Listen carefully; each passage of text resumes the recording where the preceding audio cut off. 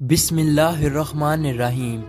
السلام علیکم دوستو، آج کی ویڈیو میں ہم آپ کو بتائیں گے پیغمبر خدا حضرت ابراہیم علیہ السلام کے بارے میں، ان کی ولادت کے بارے میں، بت پرستی کے خلاف ان کی تبلیغ اور نمرود کی طرف سے ان کو آگ میں پھینکے جانے کا واقعہ۔ اس ویڈیو کو آخر تک ضرور دیکھیے گا۔ نمرود ملک بابل کا بادشاہ تھا۔ بابل کے موجودہ نام عراق ہے۔ نمرود انتہائی مغرور شخص تھا۔ جب اس کے ابتدا کا دائرہ وسیع ہو گیا تو لوگوں سے کہنا شروع کر دیا کہ اس کی پرستش کریں، کیونکہ لوگ پہلے ہی غیر اللہ اور لکڑی سے بنے ہوئے بتوں کی پرستش کیا کرتے تھے، لہٰذا وہ اسے بھی آسانی سے خدا ماننے پر آمادہ ہو گئے۔ لوگوں کو اس گمراہی اور ضلالت کی زندگی بسر کرتے ہوئے ایک عرصہ ہو گیا اور وہ اللہ کو بالکل ہی بھلا چکے تھے۔ پروردگار عالم نے اس قوم کی ہدایت اور رہنمائی کے لیے ان میں اپنا نمائندہ بھیجنے کا ارادہ فرمایا۔ نمرود کے دربار میں نجومی بھی تھے۔ ایک نجومی نمرود کے دربار میں بڑا مقام و منزلت رکھتا تھا اور وہ نمرود کے بہت قریب تھا۔ ایک دن اس نے نمرود سے کہا، ایک بات عرض کروں؟ تو نمرود نے کہا۔ نجومی نے بتایا کہ آپ کی سلطنت میں ایک بچہ پیدا ہونے والا ہے، وہ بت پرستی کو ختم کر دے گا اور لوگوں کو اپنے دین کی جانب بلائے گا اور آپ کی حکومت ختم کر دے گا۔ یہ سن کر نمرود نے اپنے دربار کے دوسرے نجومیوں کی طرف دیکھا۔ سب نجومیوں نے پہلے نجومی کی تائید کی۔ نمرود یہ سن کر دل ہی دل میں گھبرایا اور پھر غصے میں آ کر حکم دیا کہ عورتوں اور مردوں کو ایک دوسرے سے الگ کر دیا جائے تاکہ ایسا کوئی بچہ وجود میں آنے ہی نہ پائے، اور حکم دیا جو بھی بچہ پیدا ہو اسے قتل کر دیا جائے۔ نمرود کے منہ سے اس حکم کا نکلنا تھا کہ بابل میں پیدا ہونے والے بچے قتل کیے جانے لگے۔ کہتے ہیں کہ نمرود کے حکم پر اس مردود کے جلاتوں نے 1,00,000 بچے قتل کیے۔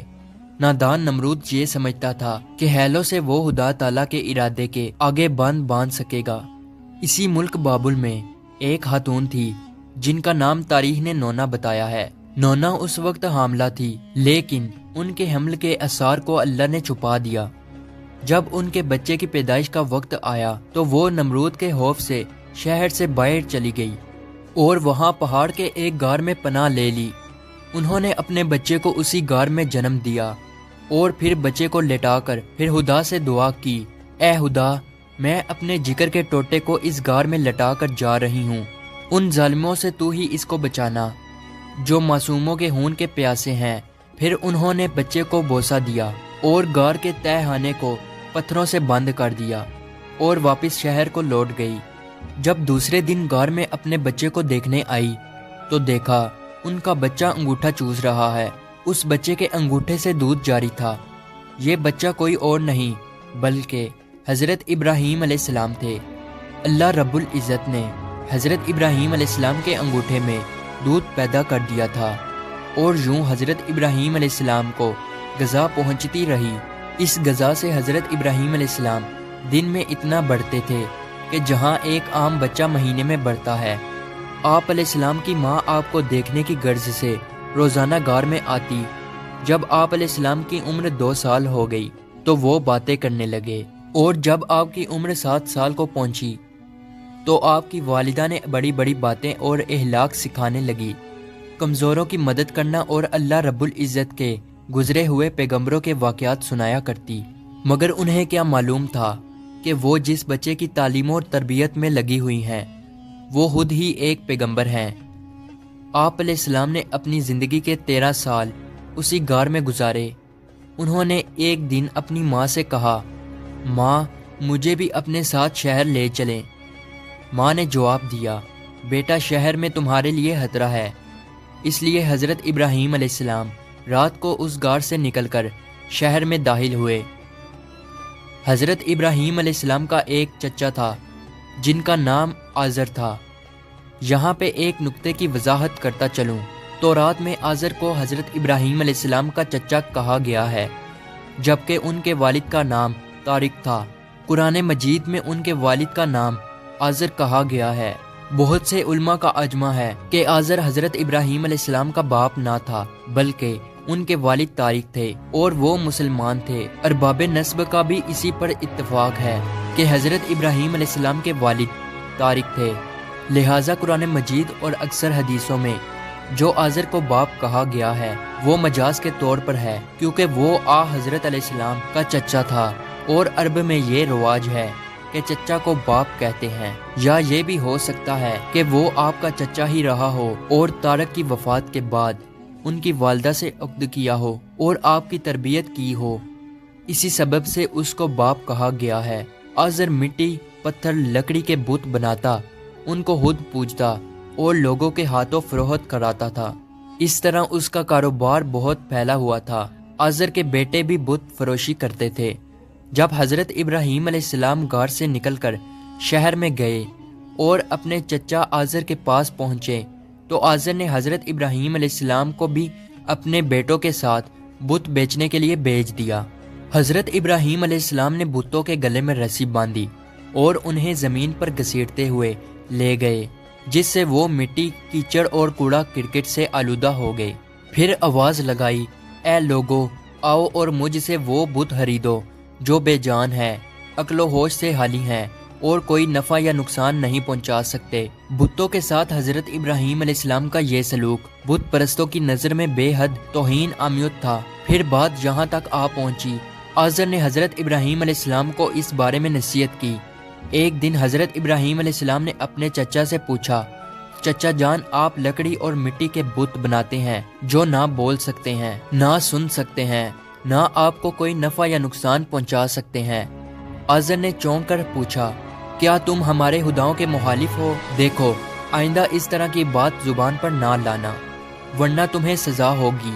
اس کے بعد حضرت ابراہیم علیہ السلام لوگوں سے مخاطب ہوئے اور کہا، پرستش اور سجدے کے لائق نہ نمرود ہے اور نہ یہ بت ہیں، لائق عبادت صرف اللہ تعالیٰ کی ذات ہے، جس نے ساری کائنات کو بنایا، جس نے پوری دنیا کو پیدا کیا۔ حضرت ابراہیم علیہ السلام کا نام اور پیغام تیزی سے پھیلنے لگا، لوگ ان کی بات غور سے سننے لگے۔ جب ان کی شہرت نمرود تک پہنچی تو اس نے اپنے دربار کے لوگوں سے پوچھا، یہ کون نوجوان ہے جس نے ایک ہنگامہ کھڑا کر دیا؟ درباری بولے، اس کا نام ابراہیم ہے جو آزر کے گھر میں جوان ہوا ہے۔ نمرود نے حکم دیا کہ اسے فوراً میرے سامنے پیش کیا جائے۔ نمرود کے بھیجے ہوئے لوگ حضرت ابراہیم علیہ السلام کے پاس آئے اور انہوں نے نمرود کا پیغام انہیں پہنچایا۔ حضرت ابراہیم علیہ السلام نمرود کے پاس پہنچے۔ نمرود نے پوچھا، نوجوان، تم جس خدا کی بات کرتے ہو وہ کون ہے؟ تو حضرت ابراہیم علیہ السلام نے جواب دیا، میرا خدا وہ ہے جو لوگوں کو زندگی اور موت دینے کی قدرت رکھتا ہے۔ نمرود نے کہا، یہ تو میں بھی کر سکتا ہوں، اور اس نے ایک ایسے مجرم کو آزاد کر دیا جسے موت کی سزا کا حکم سنایا جا چکا تھا، اور ایک ایسے آدمی کو پھانسی دے دی جس کا کوئی جرم نہیں تھا۔ پھر کہنے لگا، اب بولو، میرے خدا ہونے میں تمہیں کیا شک ہے؟ میں بھی تو جس کو چاہوں زندگی بخش دوں اور جس کو چاہوں موت بخش دوں۔ حضرت ابراہیم علیہ السلام نے فرمایا، اگر تو سچا ہے تو جس کو قتل کیا ہے اس کو زندہ کر کے دکھا۔ پھر فرمایا، میرا خدا سورج کو مشرق سے نکالتا ہے اور مغرب میں غروب کرتا ہے، تو اسے مغرب سے نکال کر دکھا۔ نمرود سے اس سوال کا جواب نہ بن سکا اور وہ شرمندہ ہو گیا۔ اس وقت حضرت ابراہیم علیہ السلام کی والدہ نے نمرود سے کہا، بادشاہ سلامت، مجھے اجازت دیں کہ میں ابراہیم علیہ السلام کو اپنے ساتھ لے جاؤں، کیونکہ یہ ابھی ناسمجھ ہیں۔ آزر بولا، بادشاہ سلامت، آپ ابراہیم علیہ السلام کو گھر جانے کی اجازت دے دیں، میں اسے آپ کی اور بتوں کی توہین سے باز رکھنے کی ضمانت دیتا ہوں۔ نمرود نے کہا، میں تمہاری خاطر ابراہیم علیہ السلام کو معاف کرتا ہوں، لیکن اگر اس نے آئندہ کوئی ہنگامہ کھڑا کیا تو میں اسے زندہ جلا دوں گا۔ ابراہیم علیہ السلام اس واقعہ کے بعد اپنے مشن سے باز نہ آئے، اور انہوں نے ایک دن آزر سے کہا، چچا جان، یہ بت کیا ہے جن کو آپ خود بناتے ہیں اور خود پوجتے ہیں اور خود ہی ان کو خدا مانتے ہیں؟ آزر یہ بات سنتے ہی بگڑ گیا اور اس نے کہا، ابراہیم، فوراً میرے گھر سے نکل جاؤ، میں تمہیں مزید برداشت نہیں کر سکتا۔ ابراہیم علیہ السلام یہ کہتے ہوئے گھر سے نکلے۔ چچا جان، آپ نہیں مانتے تو میں جاتا ہوں، مگر میں اپنے مشن سے باز نہیں آؤں گا، کیونکہ میں خدا سے ڈرتا ہوں اور ان بتوں سے یا نمرود سے نہیں ڈرتا۔ حضرت ابراہیم علیہ السلام نے اپنے چچا کے گھر سے الگ اپنا کوئی انتظام کر لیا اور وہاں سے چلے گئے، مگر اپنے قول کے مطابق اللہ کی بندگی کی دعوت دیتے رہے اور بتوں کی خدائی کا انکار کرتے رہے۔ ملک بابل کے لوگ ہر سال ایک عید منایا کرتے تھے اور اس دن کچھ خصوصی کام انجام دیا کرتے تھے، چنانچہ وہ لوگ سارا دن شہر سے باہر گزارتے تھے۔ ایک دفعہ جب عید کا دن آیا اور وہ لوگ شہر سے باہر چلے گئے تو حضرت ابراہیم علیہ السلام اکیلے اس شہر میں رہ گئے۔ جب حضرت ابراہیم علیہ السلام نے دیکھا کہ شہر خالی ہے اور بت خانے کا کوئی محافظ بھی نہیں ہے، حضرت ابراہیم علیہ السلام نے ایک کلہاڑا لیا اور بت خانے میں جا پہنچے۔ اس عالی شان بت خانے کو دیکھنے لگے جس کو بڑی نفاست کے ساتھ سجایا گیا تھا۔ اس میں مختلف بتوں کو ان کے مطابق ترتیب میں رکھا گیا تھا۔ تب آپ نے ان بتوں کا مذاق اڑانے کے لیے کھانا ان کے آگے رکھا جو آپ ساتھ لے گئے تھے۔ آپ نے ان سے کہا، کیا تم کھانا کھاؤ گے؟ جب بتوں کی طرف سے کوئی جواب نہ ملا تو کہا، تم بولتے کیوں نہیں؟ لیکن اب بھی کوئی جواب نہ ملا۔ اس پر حضرت ابراہیم علیہ السلام نے کلہاڑا اٹھایا اور ایک کنارے سے بتوں کو توڑنا شروع کیا۔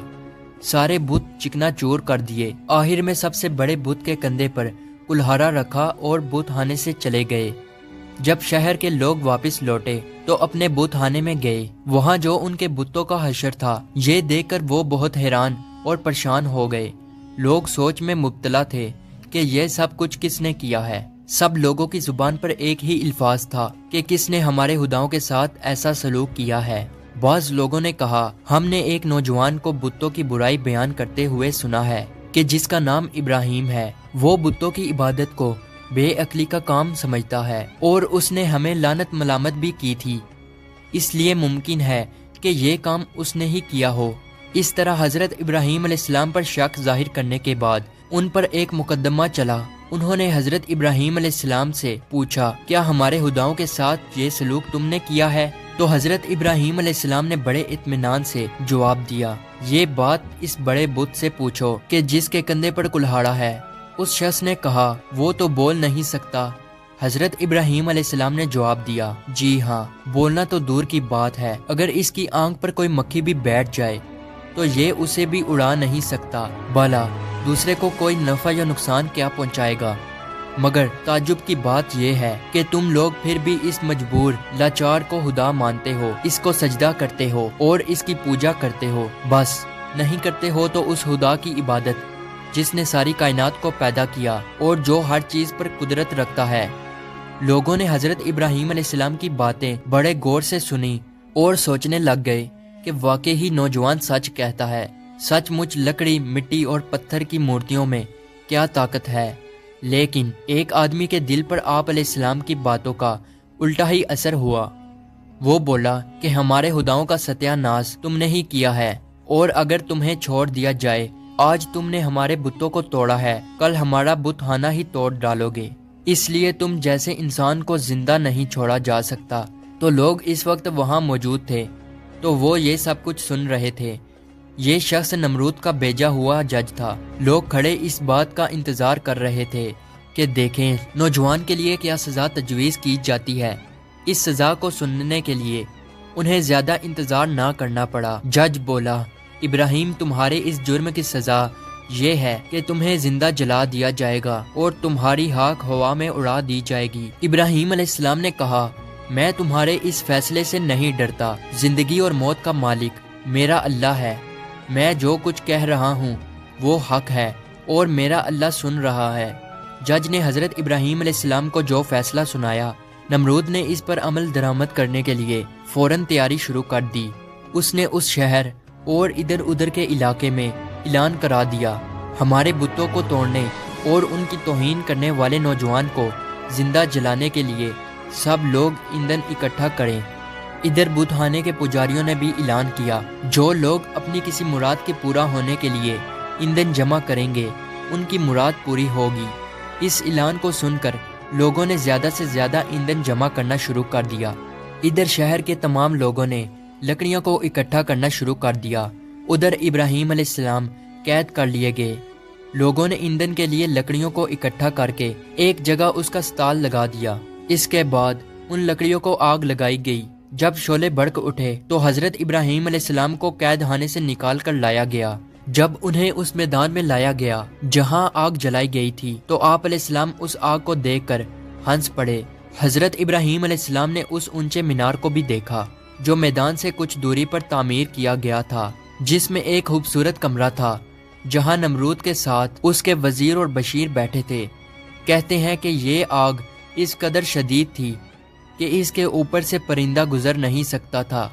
چنانچہ جب حضرت ابراہیم علیہ السلام کو لایا گیا تو ان لوگوں کو یہ معاملہ پیش آیا کہ اب ابراہیم کو آگ میں کیسے پھینکا جائے۔ اس دوران شیطان نے ان لوگوں کے دماغ میں منجنی کا تصور ڈالا۔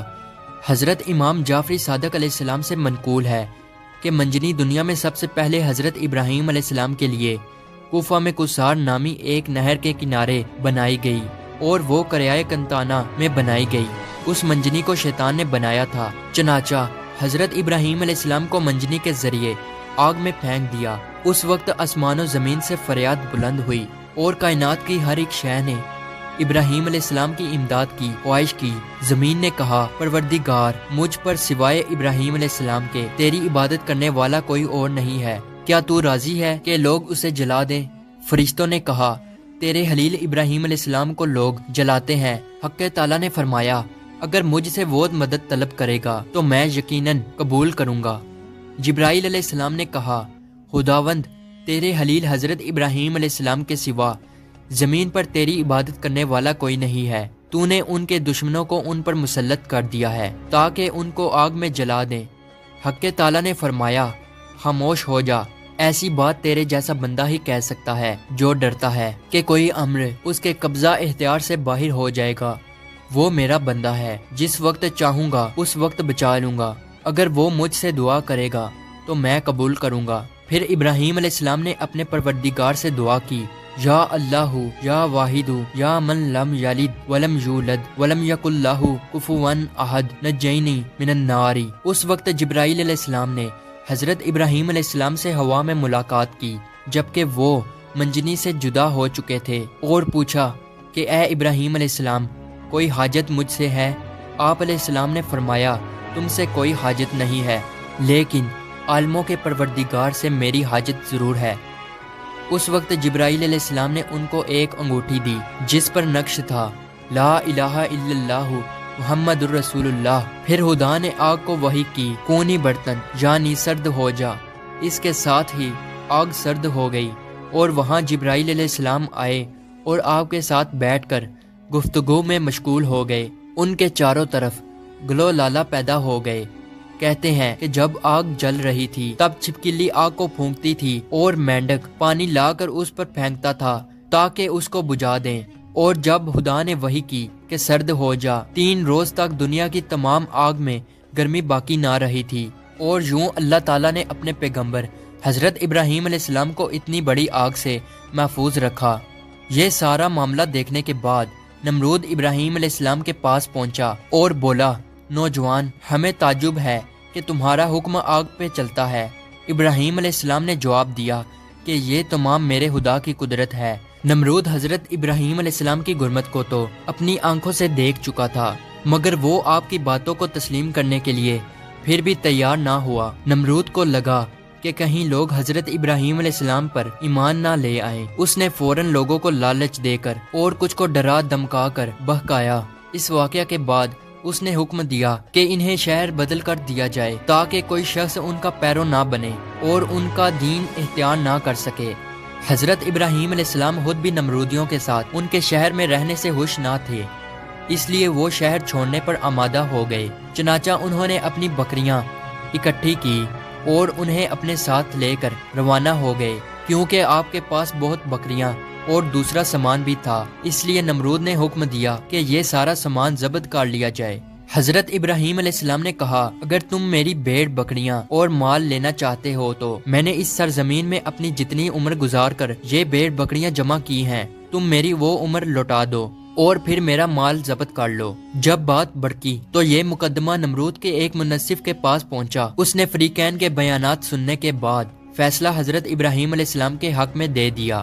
تب آپ اپنی بکریاں اور دوسرا سامان لے کر اپنی بیوی سارہ اور اپنے بھتیجے حضرت لوط علیہ السلام کے ہمراہ بابل چھوڑ کر چل دیے۔ اکثر مورخوں اور بعض مفسروں نے ذکر کیا ہے کہ آگ سے نجات کے بعد حضرت ابراہیم علیہ السلام نے نمرود کو دین حق کی دعوت دی۔ اس شکی نے کہا میں تمہارے خدا سے جنگ کروں گا، اور ایک دن مقرر کیا۔ اس روز نمرود بے شمار لشکر لے کر میدان میں آیا۔ ابراہیم علیہ السلام تنہا اس کے مقابلہ میں کھڑے ہوئے، یہاں تک کہ حق تعالیٰ نے سب سے کمزور مخلوق مچھر کو بھیجا، جن سے فضا تاریک ہو گئی، اور وہ لشکر والوں پر حملہ آور ہوئے اور ان کے سر اور ناک میں لپٹ گئے، یہاں تک کہ سب کے سب بھاگ کھڑے ہوئے۔ نمرود بھی ذلیل و رسوا ہو کر واپس آیا، لیکن پھر بھی ایمان نہ لایا۔ تو خدا نے ایک کمزور مچھر کو حکم دیا کہ اس کے دماغ میں گھس جا، تو وہ اس کے دماغ میں جا کر اس کا مغز کھانے لگا۔ نمرود اس قدر بے چین ہو گیا کہ چند آدمیوں کو مقرر کیا کہ چپل کی باریک نوک اس کے سر پر ماری جائے۔ نمرود کو اسی حالت میں 40 سال گزر گئے، تو وہ ایمان نہ لایا، بالآخر اسی حالت میں مر گیا اور اس پر جہنم مسلط ہو گئی۔ امید ہے ہماری آج کی ویڈیو آپ کو اچھی لگی ہو، تو اسے لائک اور سبسکرائب ضرور کیجیے گا۔